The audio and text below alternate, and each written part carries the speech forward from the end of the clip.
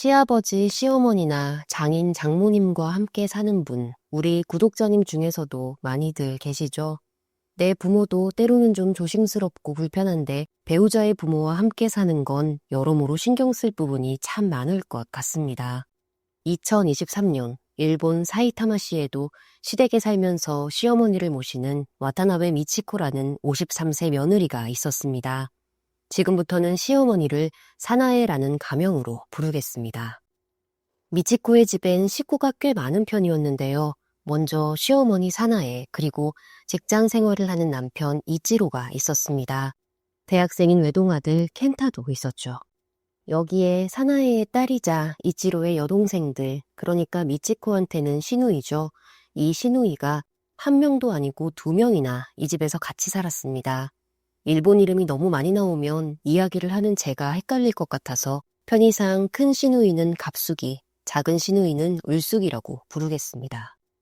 정리하면 식구가 지금 어머니 사나에, 장남 이치로와 며느리 미치코, 손자 켄타, 큰딸 갑수기, 작은딸 을숙이 이렇게 6명이죠. 그런데 다들 아침에 출근하고 학교 가고 이 집에 하루 종일 붙어있는 사람은 전업주부인 시어머니 사나에와 며느리 미치코 둘뿐이었습니다. 그럼 요리나 청소 같은 집안일은 누가 할까요? 사실상 거의 대부분 며느리가 해야 했는데요. 2023년 4월 28일 저녁이었습니다. 이날도 미치코는 바쁘게 집안 정리를 하고 있었고 그녀의 남편 이치로는 퇴근 후 방에서 쉬고 있었습니다. 그때 이치로의 휴대폰으로 전화가 걸려오는데요. 여동생 을숙이는 이미 귀가를 해서 자기 방에 들어가 있었고 갑숙이는 아직 귀가 전이었습니다. 전화를 건 사람이 바로 이 갑숙이었어요. 그녀는 오빠에게 대뜸 이런 말을 합니다. 오빠, 지금 엄마 방에 좀 가봐. 가서 엄마 뭐 하는지 확인 좀 해봐. 이치로는 얘가 갑자기 뭔 소리를 하나 좀 의아했습니다. 엄마랑 통화를 하고 싶으면 엄마 핸드폰으로 전화를 하면 됩니다. 다들 개인 전화기 한 대씩은 갖고 있는 시대니까요. 그러자 갑수기가 또 이렇게 묻습니다. 오빠, 엄마 얼굴 마지막으로 본 때가 언제야? 최근에 엄마랑 대화하거나 통화한 적 있어? 이치로는 곰곰이 생각을 해봤습니다. 내가 어머니 얼굴을 언제 봤더라. 그런데 잘 떠오르지가 않는 겁니다. 한 집에 산다고는 하지만 식구들이 매일 같이 밥을 먹고 매일 얼굴을 보고 살기는 쉽지가 않죠. 이째로도 여동생에게 반문을 해봅니다. 넌 언제 엄마를 마지막으로 봤느냐고요. 그랬더니 갑수기가 이렇게 얘기를 합니다. 요 며칠 출근 준비하러 욕실에 들어가면 화장실 슬리퍼가 막 아무렇게나 던져져 있더라고. 좀 이상하지 않아? 갑수기는 최근 눈코 뜰 새 없이 바빠서 집을 잠자고 옷 갈아입는 용도로만 썼지 식구들과는 거의 대면을 못했습니다. 그래도 세수는 하고 출근해야 하니까 새벽마다 욕실은 이용했는데 늘 예쁘게 가지런하게 놓여있던 슬리퍼가 최근엔 이쪽에 한 짝 저쪽에 한 짝 마구잡이로 널브러져 있는 겁니다. 그게 뭐 별일이야 할 수도 있겠지만 갑수기는 슬리퍼를 보면서 위화감을 느꼈습니다. 그녀의 엄마 사나에는 늘 화장실 슬리퍼를 각가지 딱 잡아서 정돈을 해뒀었기 때문입니다. 일하다 말고 문득 머릿속에 슬리퍼가 떠오른 갑수기는 엄마한테 무슨 일이 생긴 게 아닌가 하는 좀 호들갑스러운 생각까지 하게 됐습니다. 그래서 오빠한테 전화를 건 겁니다. 이치로가 전화기를 붙들고 고개를 갸웃하고 있을 때였습니다. 방문이 벌컥 열리더니 얼굴이 허옇게 질린 둘째 여동생 을숙이가 들어왔습니다. 오빠, 엄마 어디 갔어? 엄마 왜 방에 없어? 누워있던 거 아니었어? 사실 갑숙이는 동생 을숙이한테 먼저 전화를 해서 엄마 방에 좀 가보라고 일러둔 상태였습니다. 그 다음에 오빠한테 전화를 한 거죠. 그런데 여기서 좀 싸한 느낌 받으신 분 혹시 계실까요? 앞서 말씀드렸듯 사나이와 하루 종일 붙어있는 사람은 여기 이 친자식들이 아닙니다. 이치로의 부인이자 갑숙이 을숙이의 올케 언니인 이 집 며느리 미치코죠. 그럼 사나이의 행방은 누구에게 물어봐야 가장 빠르게 알 수 있을까요? 당연히 미치코입니다. 왜 물어봐야 할 사람은 쏙 빼놓고 남매들끼리 이러고 있는 건지 좀 이상하지 않으신가요? 다시 얘기로 돌아와서 물숙이의 말에 깜짝 놀란 오빠 이치로는 여동생과 함께 엄마 방으로 달려갔습니다. 그런데 이부자리에는 정말 아무도 없었습니다. 을숙이도 처음 얼핏 봤을 땐 엄마가 누워있는 줄 알았다고 합니다. 그래도 혹시 몰라서 가까이 다가가 이불을 살짝 들쳤는데 놀랍게도 있어야 할 엄마의 모습이 보이지 않았습니다. 그래서 깜짝 놀라 오빠 방으로 달려갔던 거죠. 이치로와 을숙이는 집안 여기저기를 헤집고 다니면서 어머니 사나이를 찾았습니다. 화장실, 욕실, 창고 이런 곳은 당연하고 이 집이 고양이 한 마리를 키웠는데 그 고양이가 사는 집까지 뒤질 정도로 온갖 곳을 샅샅이 훑었습니다. 하지만 어머니의 자취는 전혀 찾을 수가 없었는데요. 이때 이치로가 불쑥 언젠가의 저녁 풍경을 떠올렸습니다. 이 집 저녁밥은 보통 어머니 사나에, 아들 이치로, 며느리 미치코, 손자 켄타 이렇게 넷이 먹는 경우가 많았습니다. 그런데 사나에가 밥 먹으러 나오질 않는 겁니다. 이치로는 아들 켄타를 슬쩍 쳐다봤습니다. 할머니 뭐 하시니 모셔와라 뭐 이런 뜻이었겠죠. 그랬더니 켄타가 주방에서 음식을 하는 엄마 미치코의 뒷모습을 바라보며 이렇게 말했습니다. 엄마가 그러는데 할머니가 좀 편찮으시대요. 방문 열고 슬쩍 봤더니 주무시고 계셔서 일부러 안 깨웠어요. 이치로는 아 그렇구나 했습니다. 어머니 사나이도 여기저기 아플 나이인데다 예전에도 이렇게 알아 누웠던 적이 있었기 때문에 딱히 이상하게 여기지 않았습니다. 그러니까 지금 2배로 더 이상한 겁니다. 아파서 며칠을 자리 보존했다는 사람이 있어야 할 곳에 없으니 말입니다. 이치로는 허겁지겁 1층으로 내려갔습니다. 이 집은 일본의 전형적인 2층짜리 단독주택이었는데 모든 식구들의 방은 다 2층에 있고 1층은 거실, 주방, 식당, 세탁실 같은 공용 공간으로 사용하고 있었습니다. 이치로는 주방에서 일을 하고 있던 아내 미치코에게 어머니의 행방을 물었습니다. 그랬더니 아내의 얼굴이 순식간에 새파랗게 질리는 겁니다. 어머니를 마지막으로 본 게 언제야? 아프시다는 건 진짜야? 솔직히 얘기해봐. 엄마 어떻게 했어? 설마 쫓아냈어? 아니면 갖다 버리기라도 한 거야?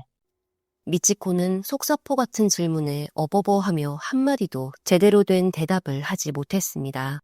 그 모습을 답답해하던 이치로와 을숙이는 발을 동동 구르면서 이번엔 1층 여기저기를 헤집었지만 역시나 어머니 사나이의 모습은 보이지 않았는데요. 일본 주택에는 한국에는 잘 없는 특이한 시설이 있습니다.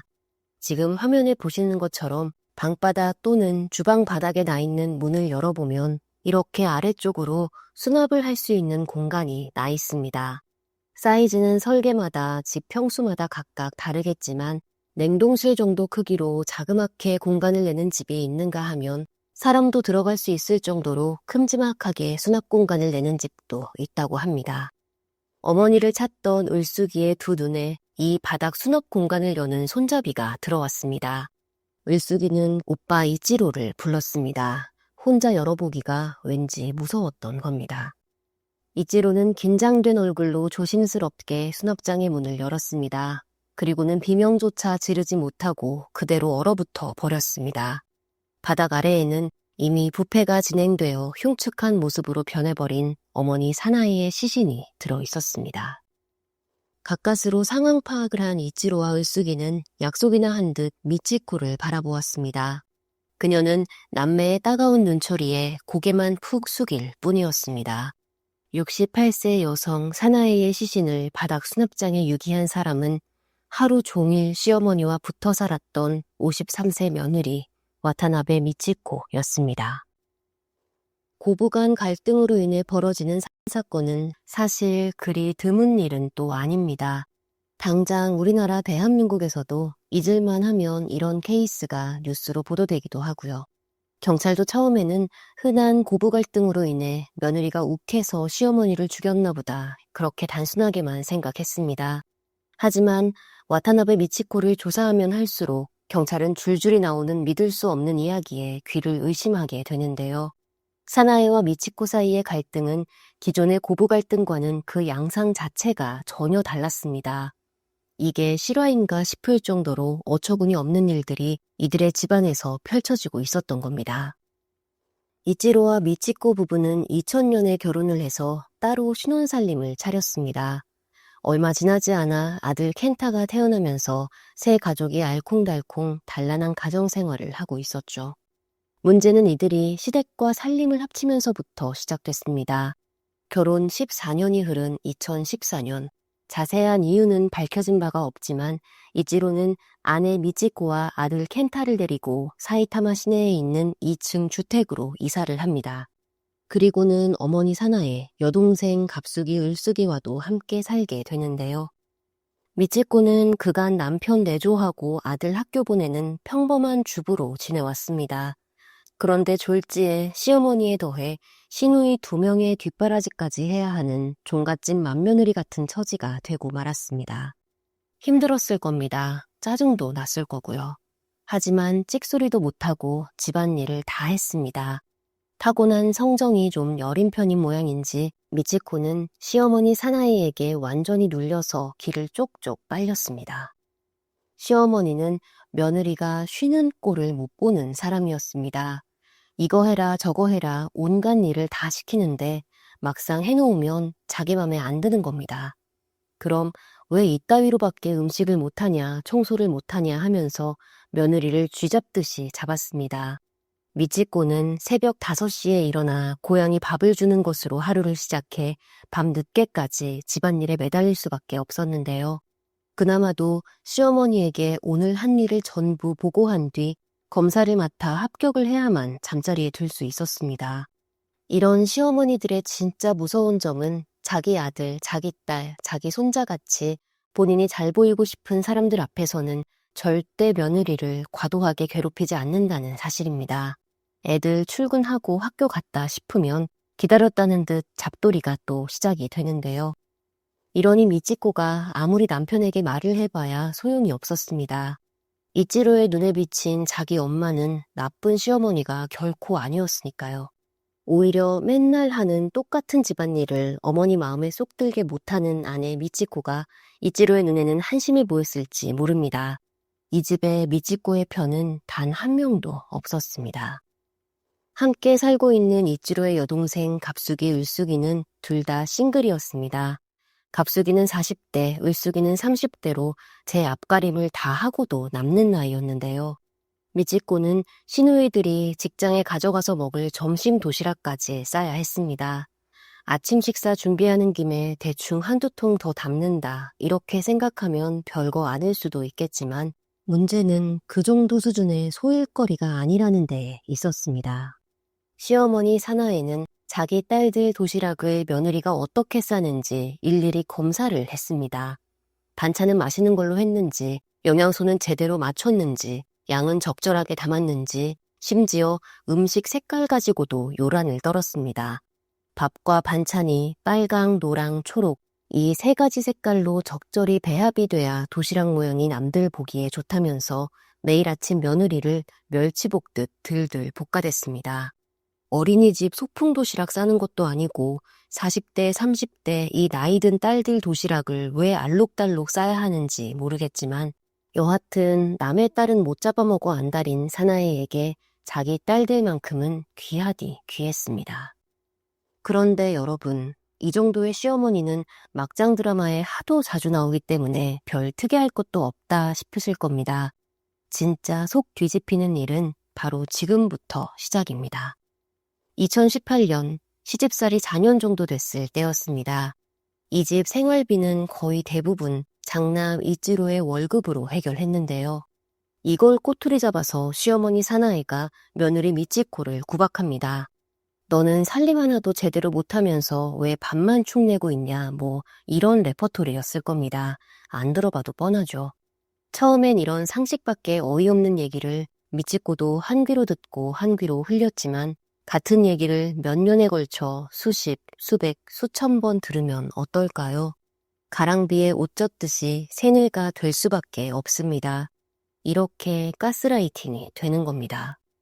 어느 순간부터 미치코는 자기 자신을 밥벌어지라고 굳게 믿게 되었습니다. 그러자 시어머니 사나이는 마치 이날만을 기다렸던 사람처럼 준비한 이야기를 꺼내는데요. 니네 친정집에 전화해서 돈 좀 보내라고 해. 딸이 무능하면 엄마가 책임을 져야지, 안 그래? 미치코는 눈앞이 캄캄해졌습니다. 부모 곁을 떠나 결혼한 지 벌써 18년째입니다. 용돈 받았을 나이도 아니고 친정엄마한테 돈을 달라고 할 명분이 미치코에게는 전혀 없었습니다. 그러자 시어머니 사나이가 이렇게 말했습니다. 친정엄마한테 내가 일러주는 대로만 얘기해. 지금부터 너는 여배우가 되는 거야. 알았지? 사나이는 며느리에게 손수 거짓말 시나리오까지 써줬습니다. 내용은 바로 이랬습니다. 엄마, 내가 시댁에서 공동으로 모으는 적금을 허락도 없이 깨서 썼어요. 이거 좀 해결해주면 안 돼요? 미치코의 어머니는 의아했습니다. 딸은 돈 욕심이 많은 편도 아니었고 사치를 부린 적도 없었습니다. 공금을 제멋대로 쓸 만큼 과감하고 무모한 사람도 못 됐습니다. 그런데도 딸이 이런 말을 하는 걸 보면 어지간히 난감한 경우에 처했나 보다. 친정엄마는 그렇게만 생각하고 딸의 통장으로 수백만 원을 입금했습니다. 미치코의 생활비와 밥값 명목으로 받은 돈은 전부 시어머니가 빼앗아 갔습니다. 그런데 이런 일이 한 번이 아니었습니다. 며칠 지나지 않아 사나이는 또 미치코에게 친정엄마에게서 돈을 받아내라고 닥달합니다. 그리고는 새로운 레퍼토리를 창작해 미치코에게 그대로 읊으라고 시키는데요. 엄마, 내가 다른 남자를 좋아해서 그 남자를 졸졸 따라다니다가 스토킹 혐의로 고소를 당했어요. 합의금 300만 원이 필요한데 어떻게 안 될까요? 미치코 어머니는 기가 차죠. 이런 밑도 끝도 없는 소리를 어떻게 믿을 수 있을까요?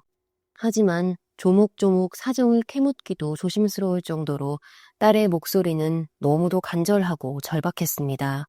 마음 약한 친정엄마는 또 그렇게 300만 엔, 우리 돈 3천만 원을 입금했고 이 역시 고스란히 시어머니의 주머니로 들어갔습니다.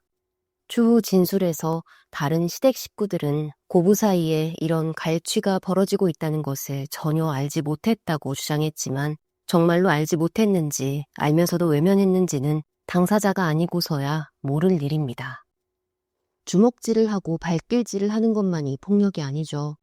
권위를 무기로 사람의 자존감을 억압하고 짓밟아서 일방적인 희생을 강요하는 것 역시 심각한 폭력 중의 하나입니다. 미치코는 사나이뿐만이 아니라 무관심한 다른 가족들로부터도 가정폭력을 당하고 있었습니다. 하지만 집안일을 하느라 인간관계는 다 끊겼지. 민망해서 친정 식구들 얼굴도 못 보겠지. 그녀는 만약 이 집을 나간다고 해도 갈 곳이 한 군데도 없었습니다. 그렇게 하루하루 가족이라는 이름의 사람들에게 육체와 정신을 갉아먹히며 살던 2019년의 어느 날이었습니다. 미치코의 유일한 취미는 시어머니의 눈을 피해 핸드폰 게임을 하는 것이었습니다. 그런데 이 게임에 채팅 기능이 있었나 봅니다. 그녀는 게임을 하다가 비슷한 또래의 남성과 친해지게 되는데요. 마음을 주고받을 사람이 단 한 명도 없던 미치코는 이 게임 친구에게 자신이 처한 상황을 조금씩 털어놓았습니다. 그녀에게는 일종의 대나무 숲이었던 거죠. 그런데 생각보다 이 친구가 꽤 힘이 됐습니다. 남자는 미치코를 따뜻하게 위로하고 감싸줬고 그럴수록 삶에 지친 미치코는 게임 친구에게 더 마음을 주고 의지할 수밖에 없었습니다. 그런데 이 남자가 불쑥 이런 제안을 하는데요. 집에서 도망을 치는 게 어때요? 난 이와테현에 살고 있는데 우리 집에 와서 지내도 괜찮아요. 이게 뭔 개똥 같은 소린가 싶지만 막다른 길에 있던 미치코한테는 귀가 번쩍 뜨이는 소리였습니다. 드디어 시어머니의 횡포를 피해 달아날 공간이 생긴 것입니다. 비록 얼굴 한번 본 적 없는 남자지만 게임 친구는 자신의 이야기에 귀를 기울여준 세상 유일한 사람이었습니다. 미치코는 망설임 끝에 용기를 내어 가족들 몰래 짐을 쌌습니다. 그리고는 마침내 지긋지긋한 시댁을 탈출해 500km나 떨어진 이와테현으로 향했고 그곳에서 남자를 만나 동거에 돌입했습니다. 아무리 게임 친구라지만 다 큰 남녀가 사방 막힌 공간에서 핸드폰 게임이나 하고 있진 않았겠죠. 미치코도 처음엔 남자와 알콩달콩 잘 지냈습니다. 하지만 채팅으로 만난 여자, 그것도 유부녀한테 가출해서 같이 살자고 꼬드기는 남자가 정상적인 인간일 가능성은 굉장히 낮지 않을까요? 미치코는 이 남자와 사는 게 정답이 아니라는 것을 얼마 지나지 않아 깨달았습니다. 그러자 그녀의 발길은 무언가에 홀린 듯 다시 시댁으로 향했습니다. 큰맘 먹고 시도했던 가출은 오히려 시댁 말고는 갈 곳이 없다는 현실을 더욱 각인시켰을 뿐이었습니다. 미치코는 시어머니와 남편, 시누이들 앞에서 손이 발이 되도록 싹싹 빌었습니다. 그런데 의외로 남편 이치로와 시어머니 사나이가 쿨하게 용서를 하겠다고 나왔습니다. 다만 여기에는 조건이 붙었는데요. 불륜에 대한 위자료로 300만 엔, 우리 돈 3천만 원을 지급하면 다시 집에 들여주겠다는 겁니다. 미치코에게 3천만 원이 없다는 건 가족들이 더 잘 알고 있었습니다. 결국 이는 다른 뜻이 아니라 친정에서 뜯어오라는 의미였습니다. 미치코는 3천만 원을 지급하겠다는 각서를 시어머니와 남편 앞에서 썼습니다. 그리고는 또 친정엄마에게 전화를 해서 돈 좀 붙여달라고 사정을 했는데요. 아들 켄타도 클 만큼 컸겠다. 이혼하면 그만인 걸 왜 저렇게 사는지 제3자의 입장에선 참 답답할 수 있습니다. 그런데 추후 법정에서 법의학자를 비롯한 전문가들이 진술한 바에 따르면 지금 미치코가 하는 모든 행동들은 가정폭력에 오랜 시간 노출된 사람이 보이는 전형적인 모습이라고 합니다.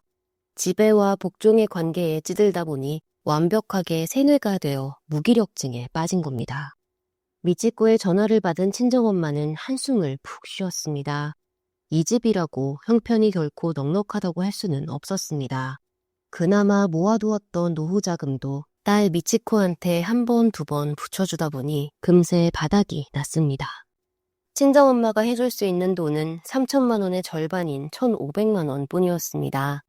그녀는 딸 미치코와 직접 만나 1,500만 원을 건네면서 이 돈이 마지막이 될 것 같다고 말할 수밖에 없었습니다.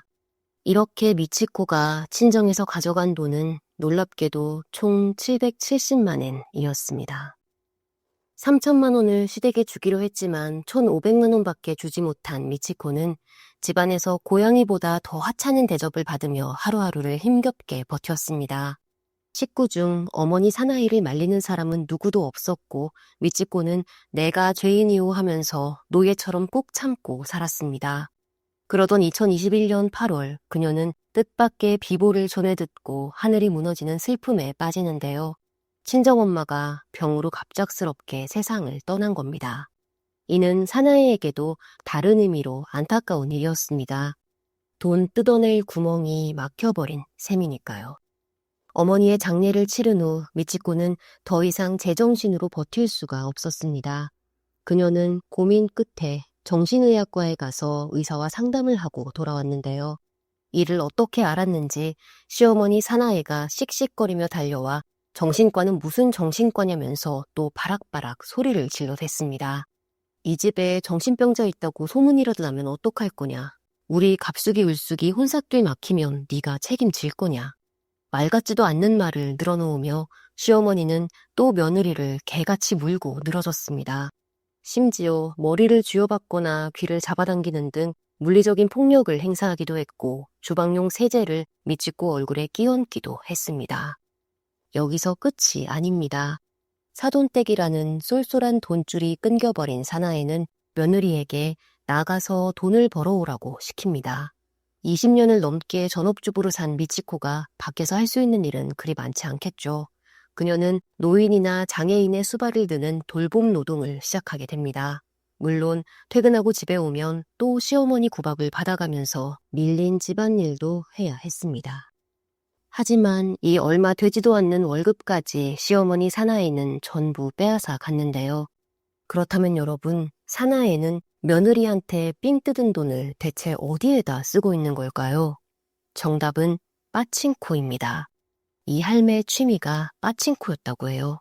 오락을 빙자한 도박으로 돈을 살살 녹인 거죠. 참고로 사나이의 친자식들은 엄마가 빠칭코에 반중독된 것도 전혀 모르고 있었다고 합니다. 며느리가 벌어오는 푼돈이 도무지 성에 차지 않았던 시어머니는 1,500만 원 타령을 하기 시작합니다. 미치코가 불륜 위자료로 3천만 원을 물기로 했던 것 기억하시죠? 친정엄마가 1,500만 원밖에 해주지를 못해 남은 1,500만 원은 빚 아닌 빚이 되었는데요. 시어머니는 하루 종일 며느리 뒤를 졸졸 따라다니며 1,500만 원을 당장 내놓으라면서 고문을 해댔습니다. 심지어 외출을 했을 때는 집으로 전화까지 걸어서 온갖 심한 말을 섞어가며 1,500만 원 타령을 했습니다. 그 큰돈이 나올 턱이 없다는 걸 알면서도 사나이는 무려 2년간 주구장창 마치 빌려준 돈 받는 사람 마냥 1,500만 원을 내놓으라고 미치코를 괴롭혔습니다. 돈을 안 줄 거면 당장 이 집에서 나가라고, 단 열쇠는 집에 두고 나가라고 협박을 했습니다. 미치코에게는 더 이상 무너질 멘탈도 없었습니다. 2023년 4월 22일 아침 8시, 을숙이가 마지막으로 출근을 하고 집에 고부 단 둘이 남았을 때였습니다. 이 시간만을 기다리고 있었는지 사나이는 또 1,500만 원, 1,500만 원 하면서 며느리를 괴롭혔습니다. 미치코는 애써 못 들은 척을 하며 집안일을 했는데요. 하지만 참는 데에도 한계가 있는 법입니다.